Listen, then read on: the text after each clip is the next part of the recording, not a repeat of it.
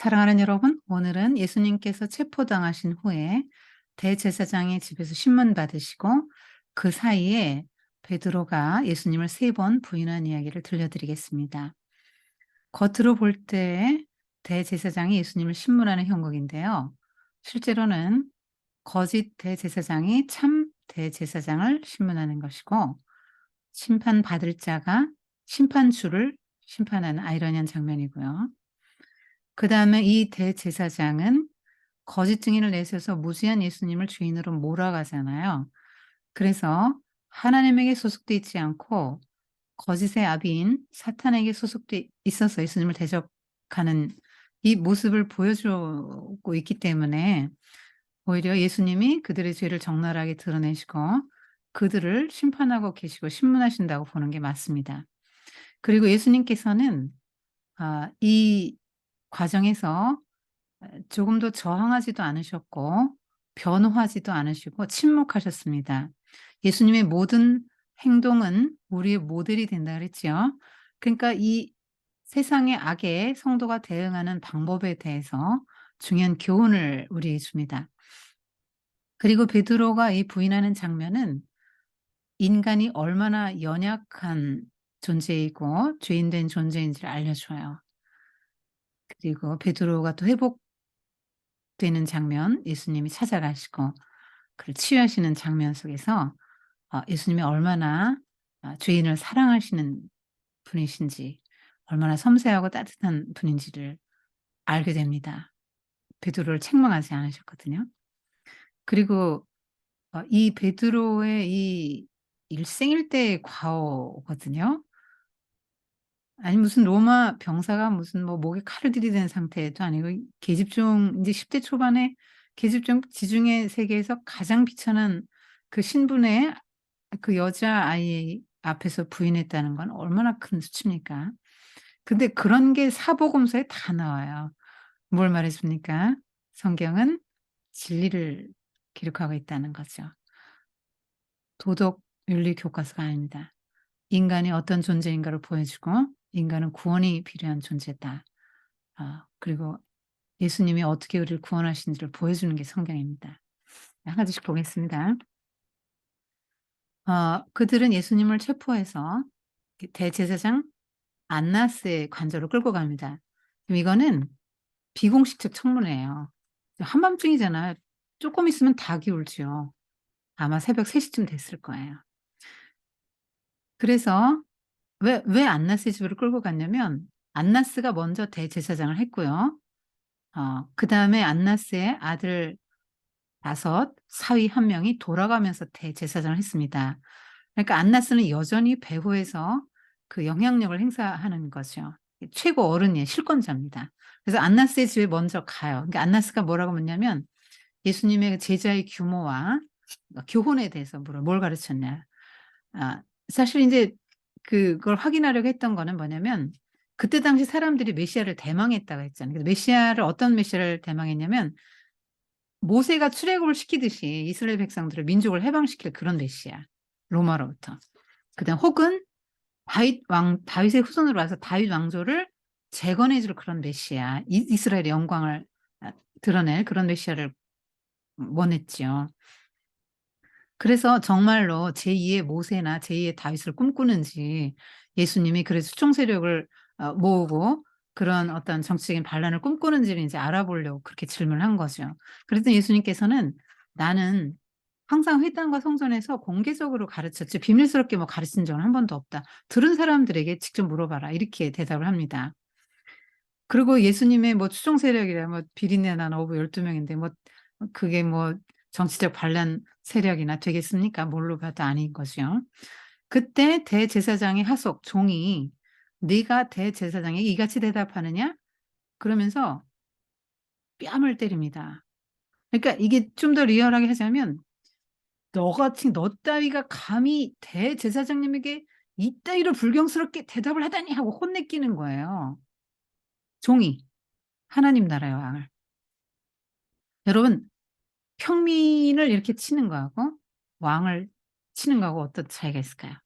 평민의 뺨을 때리는 거하고 왕의 뺨을 때리는 거하고 어떤 차이가 있을까요? 왕의 뺨 때리면 죽을 거래요? 그런데 하나님 나라의 왕의 뺨을 지금 때리고 있는데 본인은 자기가 무슨 일을 하는지 몰라요. 여러분 인간이 어떤 존재인지 알아야 된다 그랬죠. 인간은 자기가 하는 줄 모른다. 그 예수님이 출애굽기 22장 28절로 대답하십니다. 내가 말을 잘못하였으면 잘못한 것을 증거하라. 어찌해 나를 치느냐 이렇게 말씀하십니다. 안나스는 지금 안나스도 자기가 뭔 일을 하는지 모르죠. 진짜 참 제사장 하나님 나라의 왕을 자기가 신문하고 있다는 걸 안나스도 몰라요. 안나스의 종도 모르고요. 안나스는 예수님을 결박한 채로 가야바에게 보냅니다. 가야바는 뭐라고 또 말한 사람이냐면 이 한 사람이 예수가 죽어서 온 이 백성을 위해서 이 예수가 한 사람이 죽는 게 유익하다라고 말했던 사람이거든요. 그러니까 가야바도 자기가 무슨 말 하는지를 몰라요. 그런 속에서 진리를 말한 거죠. 예수님은 온 백성을 위해서 한 몸 제물로 자신의 몸을 드리기 위해서 오신 분 아닙니까? 근데 이 가야바는 예수님이 하나님이 기름 부은 메시아인가 하는 그런 인제 궁금증이 있는 거죠. 자기 생각에 지금 성전 시스템에서는 최고 그 정점에 있잖아요. 내가 그 정점에 올라 있어요. 자기도 하나님의 기름 부음 받은 메시아라고 생각해요. 기름 부음 받은 자가 메시아라는 뜻이니까. 나도 메시아예요. 나도 기름 부음 받은 종이라 피라미드의 정점, 성전 시스템의 정점에 있는데 하나님의 기름 부은 메시아가 오면 이 메시아가 우회해 가야 돼요? 아니면 자기 옆에 동등해야 돼요? 아니면 자기 밑에 둬야 돼요? 가야바로서는 인제 골치 아픈 일이죠. 그냥 없으면 좋은 거죠. 그래서 가야바는 어떻게든지 세상의 방식을 따르는 사람이에요. 내가 왕 노릇하기 위해서 남을 죽이는 이거 세상 방식이잖아요. 그리고 거짓 증인을 내세우는 이거 다 세상의 방식 아닙니까? 그래서 그런 방식을 쓰면서 로마의 평화를 만족시켜 백성을 만족시키려고 해요. 그래서 인제 지금 현직 대제사장이기 때문에 어떻게든지 로마에 인제 이송을 시키려면 총독에게 끌어가서 인제 로마 법에 입각해서 죽이려면 뭔가 혐의를 씌워야 돼요. 물론 산헤드린 공회 자체 내에서 스테반도 돌로 쳐 죽였잖아요. 투석형은 얼마든지 가능해요. 근데 왜 예수님을 투석형으로 못 죽이냐면 너무너무 많은 민중이 메시아로 알고 따르기 때문에 이 의인이 고난받아 죽었다 그러면 완전 순교자가 되고 더 인제 그다음에 불의듯이 일어나잖아요, 반항 세력이. 그렇기 때문에 예수님을 절대로 투석형으로 죽일 수는 없어요. 그래서 로마에 떠넘기 사형권이 없거든요, 사내들이는. 로마에 떠넘기면 충분히 사형을 당하죠. 그다음에 십자가에서 매달아 딱 죽이면 "봐라 너희들 율법에 저주받은" 이거잖아요. 그러니까 예수님을 고난받는 의인 하나님의 아들 메시아가 아니라 저주받은 분으로 그렇게 몰아가기 위해서 막 어떻게든지 십자가에 못 박을 걸 이미 이 사람들은 결안을 해 놨어요. 그리고 인제 덤태기 싫을 죄목만 이제 찾는 겁니다. 근데 예수님이 죄가 없으니까 막 거짓 증인을 막 데려왔는데 이들이 막 증언이 안 맞아요. 나중에 또 2명이 와 가지고 원래 증인의 요건이 2 이거든요. "내가 하나님의 성전을 헐고 사흘 만에 지을 수 있다고 했다." 이렇게 인제 거짓 증언을 합니다. 아니 예수님이 언제 그랬어요? 언제 성전 헐겠다 그랬어요. 밤에 사내들인 공회가 밤에 열릴 수는 없죠. 이거는 불법이에요. 그리고 이 거짓 증인도 다 불법입니다. 낮에 해야 되는 거죠 공식적으로. 새벽에 인제 정족수 채우기 위해서 막 사내들인 공회는 다 불러 모아 가지고 사형 이렇게 언도를 하는 겁니다. 예수님이 인제 이들의 증언도 잘 안 맞고 그러니까 재판을 인제 예수님이 헌다고 내가 성전을 헌다 그래서 헐지도 않았는데 어떻게 또 죄를 규정할 수도 없잖아요. 그러니까 직접 맹세를 강요해서 신문합니다. "하나님께 맹세하라. 내가 그리스도인지 말하라." 근데 예수님이 침묵하시는 거예요. 왜냐하면 가야바의 그 세계와 예수님의 하나님 나라의 세계와는 너무나 세계관이 다르잖아요. 말해도 못 알아들어요. 그리고 이미 죽이기로 결혼해 놓고 인제 죄목만 만들어서 덤태기 씌우려고 하는 상황에서 말해도 소용없잖아요.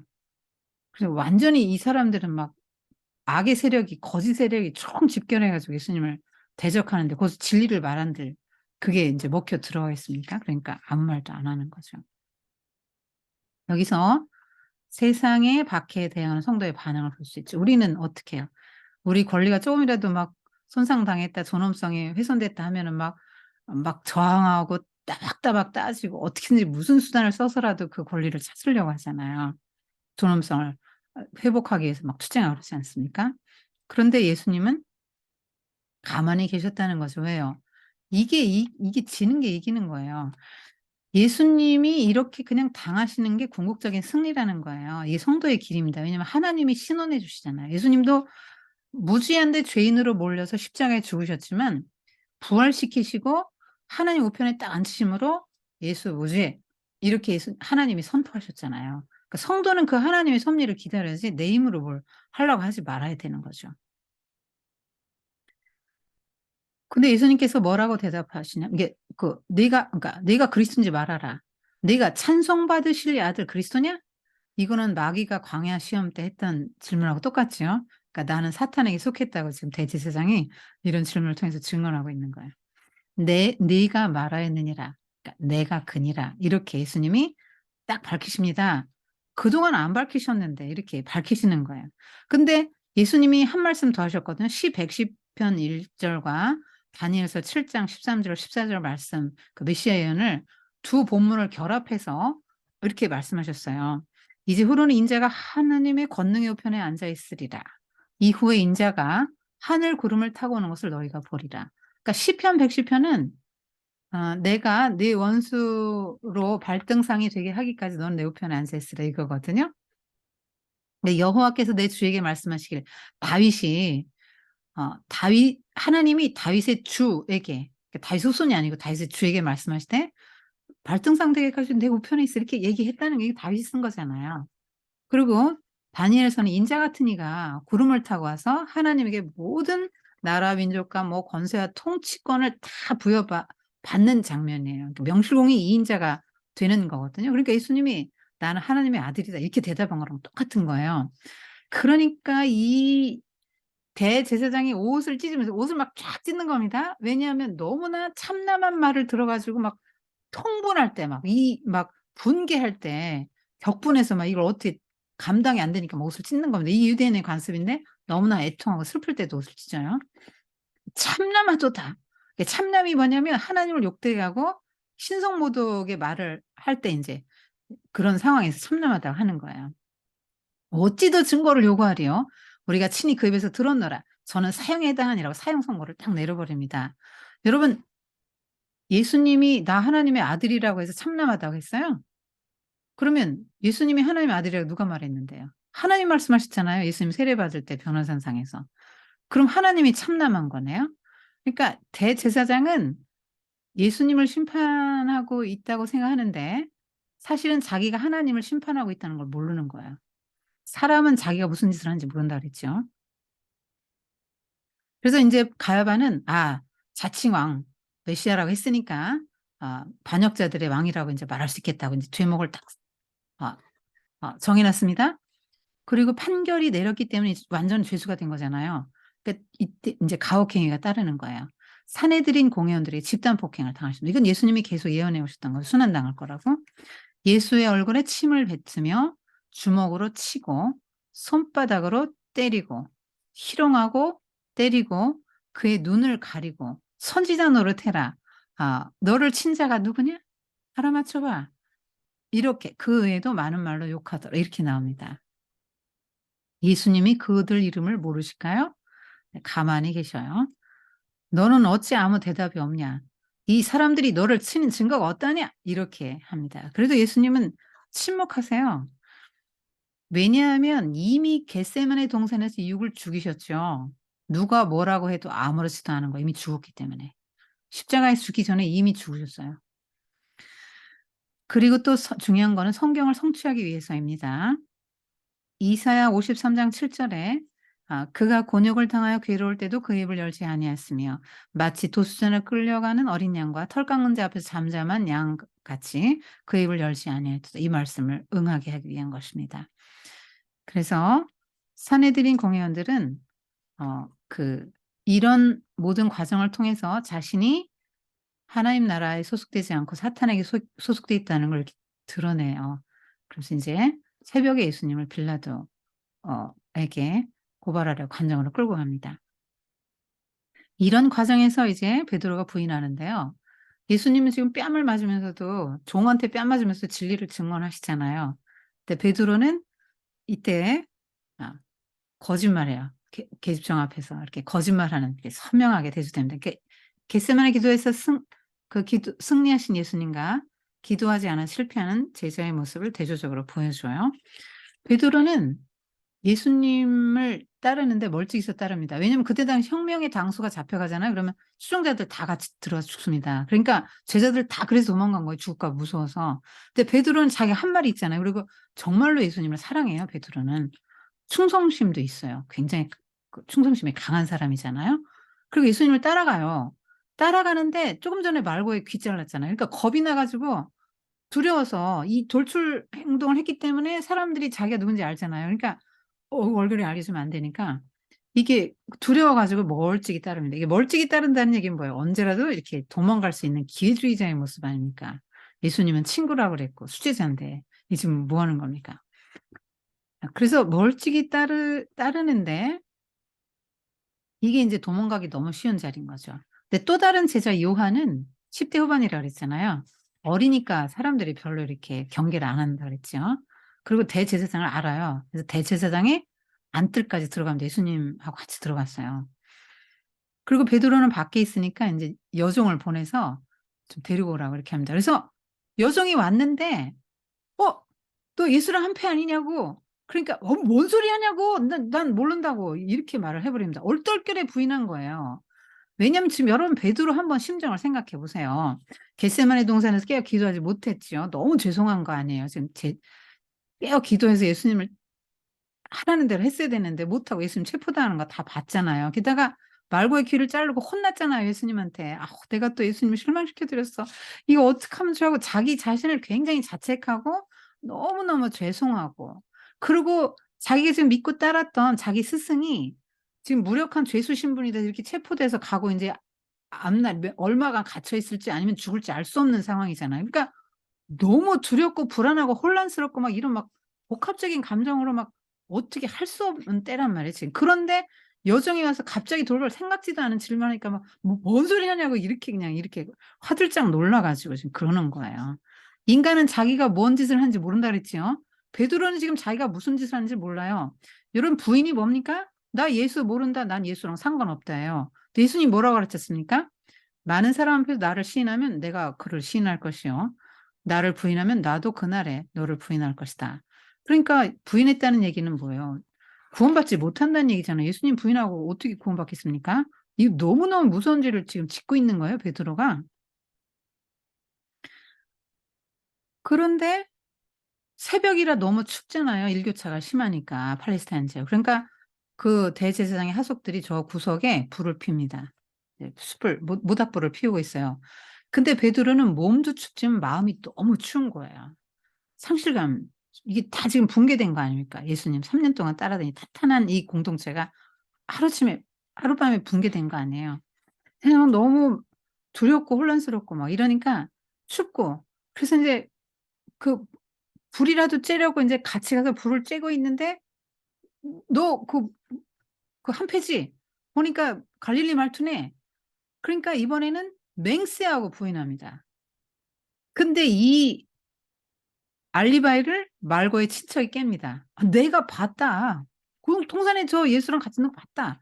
그러니까 이제 그 순간에 닭이 울어요. 세 번째 부인했는데. 이때까지만 해도 베드로는 자기가 뭔 짓을 하고 있는지 몰랐어요. 그런데 누가복음은 나오거든요. 예수님이 돌이켜 베드로를 보십니다. 눈이 딱 마주쳤어요. 그때 예수님이 어떤 눈빛으로 봤을까요? "야 수제자라는 게 부끄럽지도 않냐? 내가 그렇게 말했지? 부인할 거라고. 어.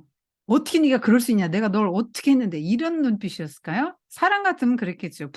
배신당하면 평생에 안 볼 겁니다. 근데 예수님은 그렇지 않죠. 얼마나 긍휼히 여기는 눈빛으로 사랑이 가득한 눈빛으로 베드로를 받겠어요. 베드로가 얼마나 고통스러울지 예수님 아시잖아요. 베드로는 정말 예수님 사랑하거든요. 그러니까 굉장히 자책하고 고통스러울 걸 아신단 말이에요. 그러니까 너무 측은한 마음으로 이렇게 보시는 거죠. 이 예수님의 눈빛 때문에 그 베드로는 그때서 예수님이 "네가 닭이 울기 전에 3번 나를 부인하라."는 말을 생각합니다. 네, 독일에 한번 갔을 때 그 피레침에 다 그냥 수탉들이 닭들이 있어서 "저게 뭐냐. 왜 다 교회 십자가 끝에 첨탑에 저렇게 닭들이 매달려 있냐." 그랬더니 어 그 피레침이거든요. 닭을 매달아 놨어요. 이제 회개를 촉구하는 거라고. 베드로가 "수탉 울음소리 듣고 회개하지 않았냐." 이렇게 인제 얘기를 해 주는데 사실은 수탉 울음소리 듣고 회개한 게 아니에요. 예수님의 눈빛을 보고 회개한 겁니다, 베드로가. 근데 지금 베드로는 예수님을 이렇게 처음에는 개인적으로 부인하고 그다음에 동료들과의 관계, 예수님과의 그 3 년의 관계를 다 부인해 버린 거죠, 통째로. 그리고 저주까지 했거든요. 그러니까 만약에 자기를 저주했다면 '내가 만약에 그 사람을 안다면 내 천벌을 받지. 나 거짓말한다면 천벌을 받을 거다.' 이렇게 말했을 거예요. 그런데 첫 번째, 두 번째 다 예수님을 부인한 거잖아요. 그렇기 때문에 세 번째도 예수님을 부인했고 저주를 예수님을 향해서 했을 확률이 굉장히 높은 거죠. 그러니까 인간이 자기를 디펜스하기 위해서 '하나님도 부인할 수 있는 존재다.' 이렇게 거짓된 존재고 연약한 존재라고 말하는 거예요. 예수님의 최측근 사도 베드로가 이랬다면 우리는 말할 것도 없는 거죠. 할 말이 없어요 우리는. 그리고 자신의 3 년의 세월도 부인하는 거죠, 예수님 부인하는 순간. 그렇지 않아요? 이 베드로가 어떤 사람입니까? 3년 동안 예수님 최측근으로 가장 많이 따라다녀 가장 많은 이야기를 가장 많이 신임받았고 예수님이 누군지 하나님의 아들 그리스도도 맨 먼저 알아봤고 예수님이 고난받고 죽으시겠다는 것도 맨 먼저 알았어요. 베드로는 보통 제자가 아닙니다. 그런데 이렇게 하루아침에 무너지는 거예요. 그리고 "내가 주와 함께 어 오게도 갇히고 죽는데도 같이 갈 거라고. 나는 결코 다른 사람은 다 도망가도 부인해도 나는 결코 주를 부인하지 않겠다고 호언장담했었잖아요. 그런데 이렇게 하루아침에 무너졌단 말입니다. 얼마나 수치스러웠겠어요. 부끄러웠겠죠. 그것도 막 계집종 앞에서 그렇게 했기 때문에. 죽고 싶었을 것 같아요. 그런데 여기서 유다와 다른 지점이 뭐냐면 자기의 죄를 철저히 직면합니다. 우리는 우리 죄를 덮어 놓잖아요. 그래서 나는 아닌 척하고 살잖아요. 선행 몇 가지 내세우고 우리의 막 종교 행위나 이런 것 좀 내세우면서 안 그러는 척하고 살잖아요, 우리가. 그런데 베드로는 정직하게 자기를 직면했고 내가 얼마나 큰 죄인인지 이걸 깨달았어요. 그러니까 인간이 자기의 죄인됨을 깨닫고 자기 실체를 깨닫는 게 얼마나 축복인지 몰라요. 자기가 누군지 아는 사람 별로 많지 않아요. 그렇기 때문에 인간이 이렇게 막 처절할 정도로 죄인이고 연약하다는 걸 알아야 예수님 앞에 구원받으러 그런 간절한 마음을 가지고 나올 거 아닙니까. 근데 그렇지 않기 때문에 사람들이 예수님을 안 믿는 거란 말이에요. 난 괜찮다고 생각하거든요. 이 정도 믿으면 괜찮다고 생각하고 자신의 영적인 그 실체를 못 본단 말입니다. 근데 베드로는 자신을 정직하게 직면하고 그래서 회개를 해요. 그런데도 불구하고 예수님 또 부활하신 얘기도 듣고 부활하신 주님도 만나고는 어떻게 해요? 다시 디베라 바다로 내려오죠. '난 예수님의 제자의 자격이 없고 하나님 나라 운동을 이렇게 뭐 해 나갈 그런 자격도 없다.' 그러면 고향으로 가서 고기나 잡자. 그러고 이렇게 내려오니까 제자들이 쭉 따라왔습니다. 도마, 나다나엘, 요한, 야고보 또 다른 두 제자 이렇게 요한이 기록하고 있는데요. 이들은 고기 잡는 어부 베테랑들이잖아요. 그런데 한 마리도 못 잡았어요. 예수님이 해변에 딱 서셔서 "얘들아 너에게 고기가 있느냐?" 그러니까 "없나이다." 예수님 없이는 nothing이라고 했잖아요. 포도나무 그 가지는 줄기에 붙어 있어야 된다고 했잖아요. 예수님하고 같이 있으면 언제나 인제 이게 굉장히 많이 잡아요. 2배 가득 잡았잖아. 배 오른편에 그물을 던지라. 그때는 인제 깊은 데로 가서 그물을 던지라 했을 때 2배 가득 찼고 인제 예수님 배 오른편에 그물을 던지라 했는데 큰 물고기가 153 마리나 잡혔는데 그물이 찢어지지 않았다. 이렇게 나오죠. 그때 이것도 이렇게 많은 물고기가 잡힌 걸 보고 베드로는 자기가 처음 부름받았을 때 그때 생각을 했겠죠. 2배 가득 넘치게 잡게 해 주시던 그 예수님 생각이 데자뷰 요소가 있어요. 그리고 요한이 먼저 알아봅니다. "주님이시다." 그러니까 베드로는 성격이 급하니까 못 참아서 막 겉옷을 두르고 바다로 뛰어내려서 헤엄쳐 가지고 예수님께로 먼저 갑니다. 그래서 보니까 숯불이 딱 있는데 그 떡과 물고기를 다 이미 구워 놓으셨어요. 근데 왜 또 하필 숯불이에요. 숯불 보는 순간 그것도 데자뷰 요소가 있죠. 대제사장이 집들에서 부인하던 자기 생각이 났을 거 아닙니까. "지금 잡은 거 좀 갖고 와." 그러니까 베드로가 막 가서 그물 끌어올려 가지고 그중에 인제 고기를 가져왔습니다. 근데 영원히 잊지 못할 조찬을 하고 나서 예수님이 인제 그 베드로를 다루시는데 이 150 세마 3마리 물고기 잡은 거는 그 교회가 앞으로 이게 제자들이 이렇게 그물을 던져서 막 물고기들을 사람 낚는 어부가 되게 하시겠다고 했잖아요, 베드로한테. 근데 베드로는 제자의 대표잖아요. 그러니까 모든 제자가 다 인제 이렇게 물고기를 잡게 될 것이다. 교회 복음 이렇게 만방에 하는 백성을 모을 것이다. 그 천국 열쇠를 맡겠다는 게 뭐냐면 하나님 나라 열쇠를 맡겠다는 게 뭐냐면 "하나님 나라 열고 하나님 나라로 들어오세요." 이렇게 전도하는 걸 말하죠. 예수님이 "요한의 아들 시몬아." 이렇게 부르시죠. 베드로로 이름 바꿨는데 지금 상황은 베드로가 아니죠. 네, 책망하지 않으세요. 그리고 "너 나 사랑해?" 이렇게 물으세요. "내가 너 아직도 사랑하고 많이 사랑하고 있는데 너도 나 그렇게 사랑해?" 이렇게 묻는 거예요. 어 이 사실 시몬아 이렇게 부른 것도 참 의미 있다고 생각해요. 왜냐면 사실 예수님의 십자가를 베드로가 졌어야 되지 않아요? 대신 진다고 한다면? 그런데 구레네 시몬이 대신 졌으니까. 이 시몬이 못하니까 저 시몬이 한 거죠. 그러니까 이 "사랑하냐?" 이 질문은 여러 가지 중의적인 의미가 있어요. 내가 너를 이렇게 사랑하는데 너는 내가 너 사랑하는 것만큼 나 사랑해? 네가 이 사람들보다 나 사랑해? 아니면 이 물고기나 네 소유보다 나를 더 사랑하느냐? 아니면 너 자신보다 나를 사랑하냐? 아니면 이 사람들이 나를 사랑하는 것보다 네가 나를 더 사랑하냐? 뭐 다양한 의미가 있겠죠. 근데 예수님이 확인하고 싶었던 건 사랑이에요. 아가파로 2번 부르시고 필레오로 1번 부르셨는데 이 베드로는 다 필레오로 대답했어요. 다른 말이 아니고 똑같은 말이고요. 문체의 변화를 해서 바꾼 것뿐이에요. 그 예수님이 그렇게 물으실 때 베드로는 진심으로 말한 거죠. 베드로는 진심으로 사랑했다니까요. 진심으로 버리지 않으려고 그랬어요. 근데 연약해서 그런 거예요, 연약해서. "주여 그러하이다. 내가 주를 사랑하는 주께서 아십니다." 이렇게 2번 말하고 세 번째 또 물으시니까 "주여 모든 것을 다 아시오매 내가 주를 사랑하는 주께서 아시나이다." 예수님 모든 거 아시죠. 다 아세요. 그래서 굳이 3번 질문한 거는 베드로를 속죄시키려고 하는 거예요. 사랑의 고백을 3번 끌어내십니다.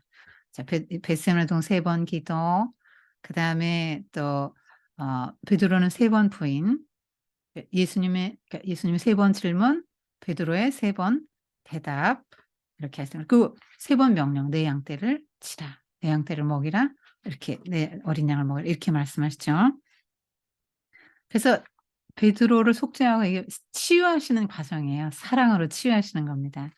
그리고 3번 이렇게 명령하신 거 양을 치라는 굉장히 엄중한 거예요. 3번이나 말씀하셨으니깐요. 꼭 해야 되는 거예요. 또 어린 양은 뭐예요? 지체 가장 연약한 지체 공동체에서 누군가 돌봐줘야 돼. 낮은 자들. 예수님이 항상 돌보셨던 그 사회적 약자들 그 말씀하시는 거죠. 돌보라고 목양의 역할을 목양 사역을 하라고 하시는 거죠. 그리고 예수님은 베드로가 네가 늙어서는 네가 원하지 않는 곳으로 남들이 띠띠우고 너를 데려갈 거야." 이건 뭐냐면 원치 않는 것 뭡니까? 십자가의 죽음의 자리죠. 실제로 이 예언대로 예수님은 그 이 예수님 예언대로 이 베드로는 순교당합니다. 그러니까 네로 때니까 64년 내지 66년경에 순교했어요. 예수님 말씀하신 거 이루어지지 않은 거 하나도 없죠. "부인할 거다." 했는데 부인했고요. "넌 십자가에 죽을 거야." 근데 그렇게 됐죠. 그러니까 이 참 선지자라는 거는 뭐냐면 말한 대로 되는 증언이 있는 게 참 선지자고 거짓 선지자는 말한 대로 안 돼요. 근데 예수님 말씀하신 대로 다 됐잖아요. 참 선지자이시죠. 그러니까 예수님께서는 "네가 십자가를 지고 죽을 거야. 인제 나중에 십자가에 죽을 거야." 이렇게 말씀하셨는데, 사실 제자라는 거는 뭐냐면, 베드로는 곧 우리잖아요. 제자라는 건 뭐냐면, 예수님이 자기를 부인하고 자기 십자가를 지고 나를 따르라 했잖아요. 그러니까 예수님을 따른다는 건 십자가 지고 죽으라고 부르시는 거예요. 근데 죽으라는 얘기가 정말 죽으라는 게 아니고, 그 자기를 부인하고 순교자적인 마음으로 살아야 한다, 이렇게 말씀하시는 거죠. 그러니까 이건 이 예수님이 계속 사랑을 확인하시는 건, 이유는 뭐냐면, 그 사랑하면 다 모든 걸 덮어 주고 희생하고 헌신하고 심지어 그를 위해서 죽을 수도 있어요. 그리고 사랑하면 이 영혼을 살리고 구원하고 치유하는 것이 이게 쉬운 일이 아니잖아요. 근데 그게 힘든 줄을 몰라요. 치유한다, 회복한다, 구원한다, 똑같은 말이에요. 그래서 예수님은 어 베드로를 이렇게 치유하십니다. 그러니까 베드로는 용서를 받기 위해서, 용서를 얻어내기 위해서 이렇게 십자가 지는 게 아니에요. 이런 사역을 하는 게 아니에요. 이미 용서받았어요. 용서받은 자의 감격과 감사로 많이 탕감받은 자의 마음으로 더 사랑하는 거예요. 그러니까 오히려 우리는 '아 이런 죄에 안 졌으면 좋겠다.' 이런 건 내 일생에 그냥 내 페이지 쫙 찢어버렸으면 좋 인생의 페이지 이런 게 있잖아요. 너무 수치스럽고 부끄럽고 '내가 왜 그랬을까.' 이런 게 있는데, 그런 것들조차 예수님은 선하게 쓰시는 거죠. 더 탕감받은 자의 마음을 가지고 더 많이 사랑할 수 있도록 그 감격을 가지고 그렇게 만들어 주는 거죠. 자기 실체를 정확히 안다면 죄인됨을 많이 고백하고 알수록 더 예수님을 사랑하게 되는 거 아니겠어요? 예수님이 베드로에게 "나를 따르라." 하시는데 요한이 따라온단 말이에요. 그래서 둘이 또 라이벌이잖아요. 그래서 물어봐요. "저 사람은 어떻게 되겠습니까?" 이렇게 하니까 "아 내가 올 때까지 그를 머무게 할지라도 네가 무슨 상관이냐. 너는 나를 따르라." 이건 무슨 얘기냐면, 다른 사람에게 신경 쓰지 말고 비교하지 말라는 얘기예요. 왜냐면 그 사람은 그 역할이고 너는 네 역할이고 내 캐스팅에는 실수가 없다. 그러니까 적절한 이 업무를, 적절한 역할을 적절한 사람에게 맡기시는 거예요. 요한은 오래 살아야 해요. 왜? 요한복음 써야죠. 요한 1, 2, 3 써야죠. 요한계시록 써야 되잖아요. 자, 마무리할게요. 복음은 과거의 죄를 묻지 않습니다. 예. 그리고 예수님이 이렇게 치유하러 오시는 거예요. 하나님은 찾아오시는 하나님이죠. 우리가 가야 된다면 너무 부끄럽고 죄송해서 못 갈 거예요. 그래서 오셔서 사랑을 확인하시죠. '내가 아직도 널 사랑하고 있다. 그리고 내가 너를 사랑해서 널 위해 십자가에서 내 몸 다 내줬다. 그래서 나는 널 사랑하는데 너는 나 사랑해? 내가 널 위해서 이렇게 다 줬는데 넌 나를 위해서 뭐 줄 건데?' 이렇게 말씀하시는 거죠. 그래서 어 그런 생각 한번 해 보면 좋겠어요? 예수님이 지금 나 찾아오시면 무슨 질문하실까요? 그리고 나는 또 어떤 대답을 하고 무엇으로 사랑을 증명할까요? 그리고 베드로는 단 3번 부인했지만 우리는 하루에도 무수히 주님 부인하지요? 예수님 안 믿는 사람처럼, 아무 상관없는 사람처럼 불신자같이 살 때 많잖아요. 음 기도합시다. 하나님 아버지, 오늘 많은 등장인물을 통해서 인간이 얼마나 죄인 된 존재인지, 자기가 하는 일을 모르고 그렇게 연약하고 또 죄인 된 존재인지를 보았습니다. 그리고 예수님은 얼마나 섬세하게 어루만져 주시고, 책망해야 될 순간에 책망하시지 않고 이렇게 또 보듬어 주시고 사랑으로 치유하시고 회복시키셔서 베드로가 정말 사도행전의 반석으로 사역할 수 있도록 그렇게 사명을 주시는 거 오늘 보았습니다. 저희도 베드로 못지않게 그렇게 많은 부끄러움이 있고 죄가 있지만, 많이 탕감받은 자의 마음으로 그 용서받은 자의 감격을 가지고 목양할 수 있는 그러한 삶이 되도록 인도해 주세요. 예수님의 이름으로 기도합니다. 아멘.